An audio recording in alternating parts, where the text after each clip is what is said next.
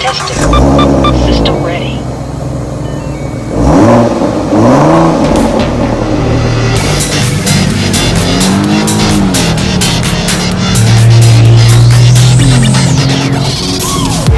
Hello, my name is Jared. I attend the University of Oklahoma, pursuing a degree in administrative leadership, and by the time you're viewing this video, I am happy to say I'm in my last semester.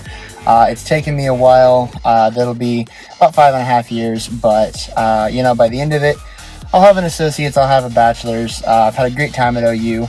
I did take a semester off to get my EMT, so it's been a long time coming, but I am so glad to be here. Thank you so much for taking the time to view my video. I'm coming to you right now from inside of my car because I can think of no better place to introduce myself than my Mustang. If you want to know what I do during the day, I'm driving my Mustang, I'm cleaning my Mustang, I'm looking at or purchasing parts for my Mustang, I'm photographing my Mustang, which you can follow me at Redline Mustang on Instagram if you'd like to see what I'd photograph. Honestly, my car is very much my life, especially at this point, so this is what I do during the day. When I graduate, I want to be a paramedic firefighter. And so right now I volunteer with One EMS here on campus. That we're a student-run EMS organization. We do events like the football and basketball games, any events going on campus, we do that. And I think that's something you should probably know. It differentiates me a little bit, is that I actually do live on campus. Even though I'm in an online degree, I want to be on campus. I want to be here. The degree really, being online, just really gives me the ability to work my schedule around things like One EMS and like the Housing Center Student Association. So I live at Traditions, which is the on-campus apartments, and so I get to be a part of the HCSA, Housing Center Student Association. I'm holding an executive position. I'm the media director. And so we meet in Couch Tower every week. We put on events for the students to live on campus. We have a lot of fun with that. And so I'm really happy that I've gotten to really embrace the on-campus lifestyle, even though I don't have a whole lot in the way of actual classes. So it's really worked well for me. I'm very grateful to the College of Professional and Continuing Studies for providing me with this awesome opportunity. And I guess that brings me to the purpose of this class and of this video, is the topic for my study in depth, my SID paper, the big one. And so, in keeping with my medical theme, I want to do leadership within emergency services. And I really see this as going within 3 different categories.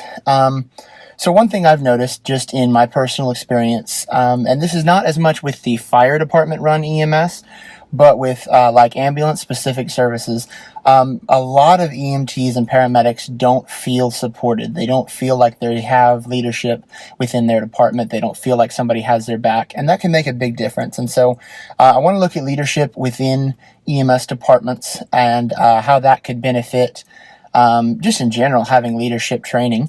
Additionally, the public is who we service, and so how they view us, how the public would view us more as leaders if we act like leaders.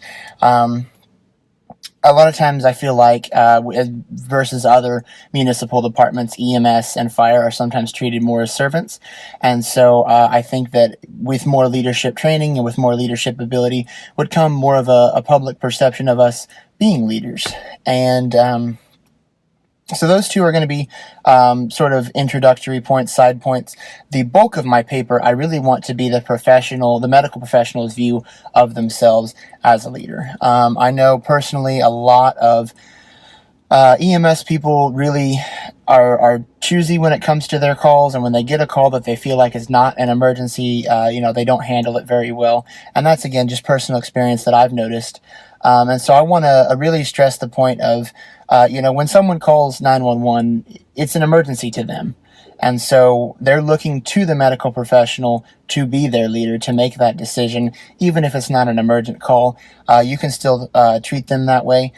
And you can be a leader to them and make them feel comfortable. So I do want to include a creative production. I really think, first off, that I have the skills and the tools necessary to make a creative production. I hope I present myself well in this video. But I really feel like stressing the point of a professional view on EMS would serve best in a creative video setting.